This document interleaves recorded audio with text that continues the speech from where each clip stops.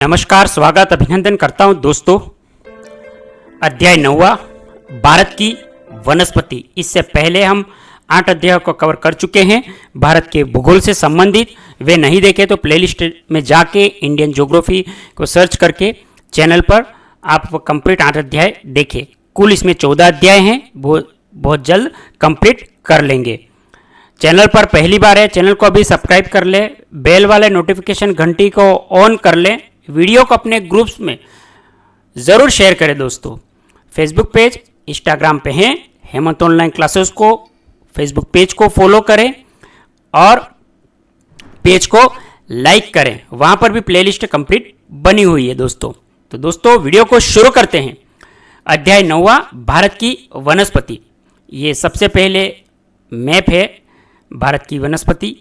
तो देखें इस मैप के द्वारा कि भारत के अंतर्गत कहाँ पे क्या क्या है। ये जो बताया गया, तो यहाँ पे हम देखेंगे कि जो वनस्पति के जो प्रकार हैं कि किस क्षेत्र में कौन सी वनस्पति है।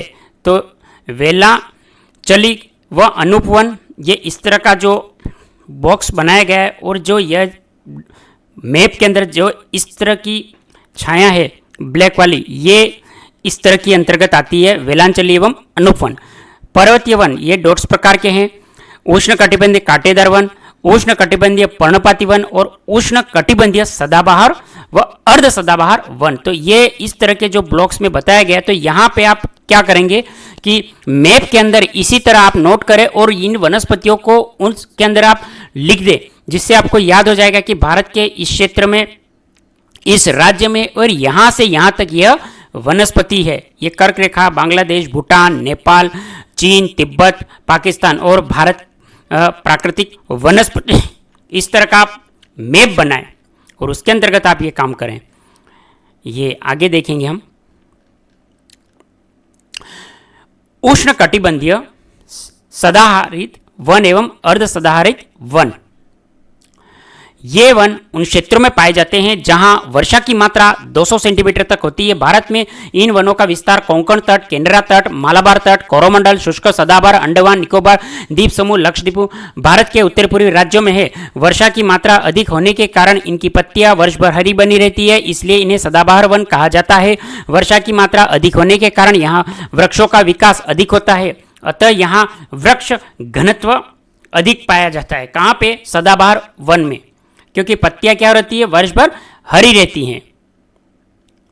यहां वृक्षों का विकास 5 स्तरों पे होता है। यहां पे पाए जाने वाले वृक्ष प्रकाश की खोज में ऊंचाई की ओर लगातार बढ़ते जाते हैं, अतः अधिक ऊंचाई के कारण वृक्षों का विकास होता है। इन वृक्षों की ऊंचाई सामान्यतया 45 मीटर होती है। इन वृक्षों के तने सीधे एवं लंबे होते हैं, अत्यधिक कठोर भी होते हैं। इनके तने, शाखाएं भी अपेक्षाकृत मजबूत होती हैं। पत्तियों का आकार अपेक्षाकृत बड़ा होता है। वह वृक्ष घनत्व अधिक होने के कारण ये वृक्ष सीधे वृद्धि करते हैं, न कि तिरछे वृद्धि करते हैं। वृक्षों का जो घनत्व अधिक होता है, जिसके अंदर ये सीधे ही होते हैं, आड़े टेढ़े तिरछे नहीं रहते हैं। सदाहरित वनों के जिन क्षेत्रों में वर्षा की मात्रा अपेक्षाकृत कम होती है, वहां अर्ध सदाहरित वनों का विकास होता है। इनके प्रमुख क्षेत्रों में पश्चिमी घाट के प्रमुख है, जिसमें वृक्ष अगर देखेंगे तो रबड़, महोगनी, रोजवुड, विस्कोना, एनी, एबनी, साइडर, होलक, केला। ये रीड 2022 में भी आ चुका है कि जो सदाहरित जो वन होते हैं उनमें कौन कौन से वृक्ष रहते हैं। ये प्री रीड के अंतर्गत, पात्रता के अंतर्गत आ चुका है क्वेश्चन। आप देखेंगे मानसूनी पतझड़ या पर्णपाती वन। मानसूनी पतझड़ और पर्णपाती वन ये सर्वाधिक क्षेत्रों में फैले होते हैं और ये रीड 2022 में आ चुका है। इनका विस्तार सामान्यतः मध्य भारत के क्षेत्र में है। इसके अतिरिक्त अंडमान निकोबार द्वीप समूह में पाए जाते हैं। ये वन सामान्यतः उन क्षेत्रों में पाए जाते हैं जहां मध्य भारत में औसतन वर्षा 100 सेंटीमीटर होती है और वर्षा के दौरान ये वन हरे भरे रहते हैं, अतः इन्हें मानसूनी वन कहा जाता है। ग्रीष्मकाल के दौरान तापमान की अधिकता एवं वाष्पीकरण के कारण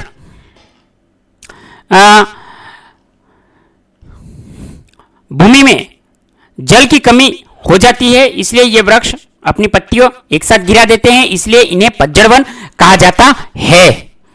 इन वृक्षों के तने मध्यम मोटाई, चौड़ाई, ऊंचाई के अनुसार होते हैं। सदाबहार वनों की तुलना में कम सीधे होते हैं। इन वृक्षों की पत्तियां मध्यम आकार की होती है। मानसूनी वनों, जिन क्षेत्रों में वर्षा की मात्रा अपेक्षाकृत अधिक एवं अर्ध पर्णपाती वनों का विकास होता है, तथा जहां वर्षा की कम होती है वहां पर्णपाती वनों का विकास होता है। जहां कम वन मतलब वर्षा जहां कम होती है।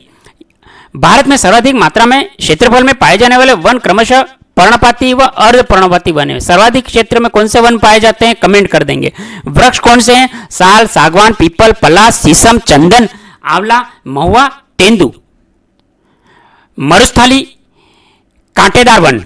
भारत के उन क्षेत्रों में जहां वर्षा की मात्रा अधिकतम होती है 50 सेंटीमीटर, वहां ये वन पाए जाते हैं। ये प्रमुख रूप से पश्चिमी राजस्थान, पंजाब, हरियाणा के कुछ भागों में, गुजरात, हॉकी स्टिक क्षेत्र, तेलंगाना, पूर्वी कर्नाटक, मध्य महाराष्ट्र, यहां पाए जाने वाले वृक्षों का आकार छोटा, कम और ऊंचा होता है। तने के आकार में पतले, कमजोर, तिरछे होते हैं। शाखाएं भी अपेक्षाकृत कमजोर होती हैं। वाष्पीकरण की क्रिया प्रबल रहने के कारण पत्तियों का आकार छोटे या कांटों के रूप में बदल जाती हैं। जड़ें जल की खोज में अधिक गहराई तक जाती हैं। ये वन बिखरी हुई अवस्था में या तिरछी हुई अवस्था में पाए जाते हैं, अर्थात वृक्ष घनत्व अत्यंत कम होता है।